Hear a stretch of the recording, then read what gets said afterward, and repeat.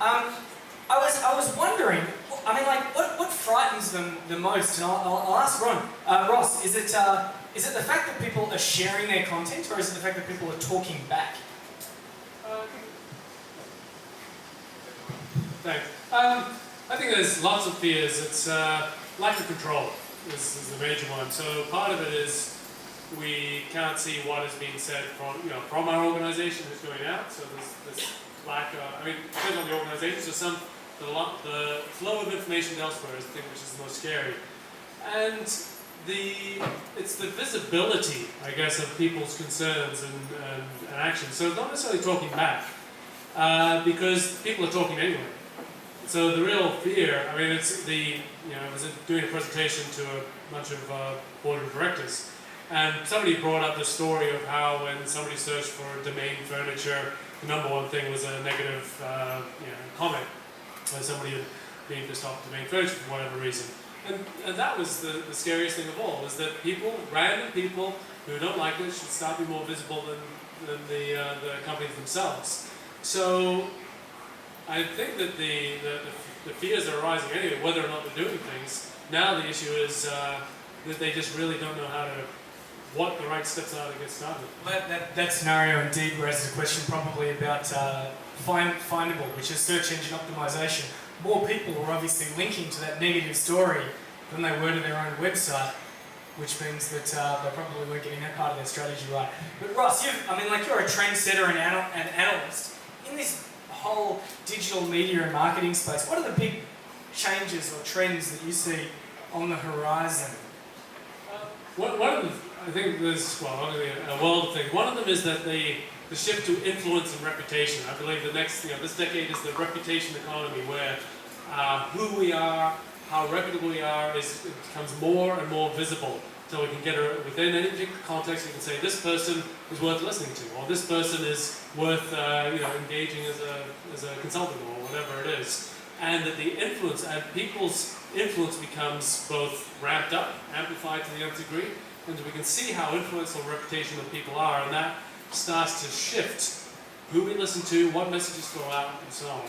So the second one is clearly the mobile, where finally with the launch of Foursquare and now many others copying it, that I wrote it. Can you explain what Foursquare is for a couple of people? Foursquare is it's a mobile social networking platform which is on iPhones and BlackBerries, where you check in, where you get your location, you say check in, I'm here, and you release that to your chosen friends, people you choose to share with.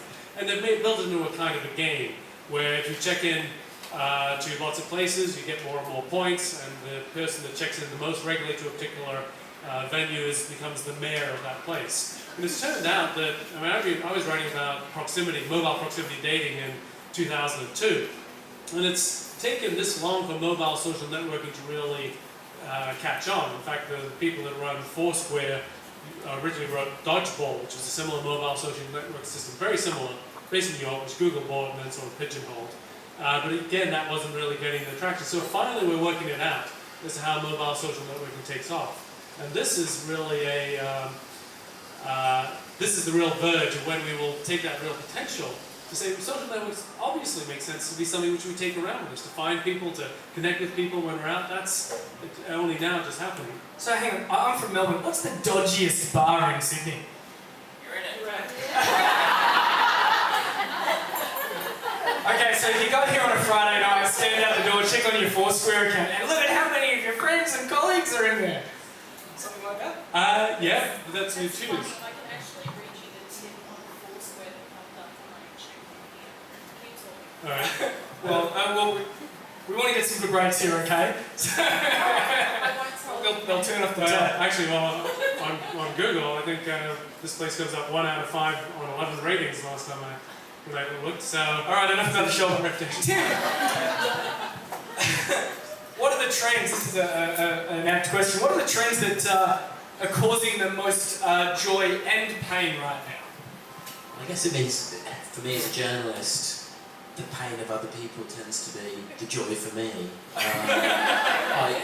Fortunately, unlike Heather, I'm quite free to talk about the Toyota social media disaster, which I found absolutely fascinating to watch and to write about.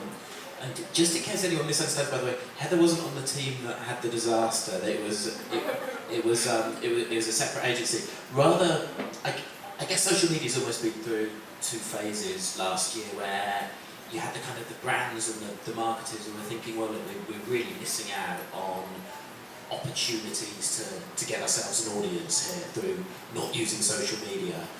And then the second wave was when people realised, if we don't get it, something really disastrous could happen to us. It's not just that we're missing out, it could be disastrous. And that was what happened with the Toyota campaign, where they ran a campaign which was, an online campaign, create a little film, we'll put up the winner, you win a prize. And the winner was this incredibly offensive, incredibly sexist, innuendo-laden 30-second ad, which was professionally made enough that it looked real.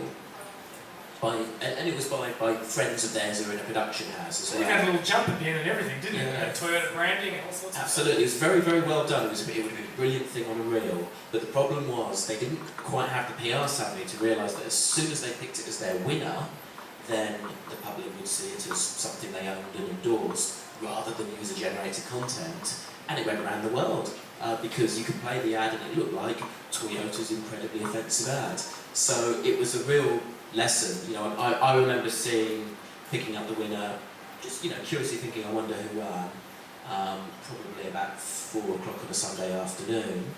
By 5 o'clock, I'd run the marketing manager at home, who didn't see why I saw it as an issue, and told me that they stood by it and happily chatted on the record. And luckily I had his mobile number. Posted the story that night. By the next morning they pulled it down, but YouTube being YouTube, people had cached the video, which popped up in several other places. Within 24 hours it was a story in all the papers over here and online over here, and within 48 hours the global blogs had picked it up.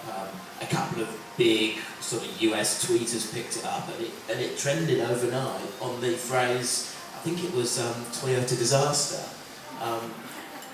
Certainly it kind of became a case study, which hasn't been good for Toyota when they've had all of this stuff going on this week. But if you want the whole story, then if you Google now Toyota social media disaster, then it'll be the #1 story. And it's a great case of why you need to understand PR if you want to get into social media. So that's joy and pain for you. When we're talking about social media in our organisation, that's where we use that word shareable, because if you can create compelling content that's shareable, the market will market your product for you. But the reverse side, of course, is that if you create something that's a disaster, the market will share it for you. The other interesting thing that I thought about last year was a lot of larger organisations, and just off the top of my head, I think ANZ ran one, I think Telstra ran one. There was the Telstra Exchange, there was the ANZ Business Hub, which was the idea where a lot of larger organisations said, we could actually build our own community. And we could go from the process of, say, renting the attention of our audience by putting ads on TV, taking it to another level where we could own the attention of our audience by creating our own marketplace and creating our own communities. Last I looked at the Telstra Exchange site, there was a video on the homepage with 721 views after something like 10 months. In terms of this idea of building a community, it's more of a statement than a question. I'm not quite sure where I'm going. It's almost like a lot of marketing agencies have confused building a platform with building a community. Maybe I should turn it to Mick and say any words of advice on that front.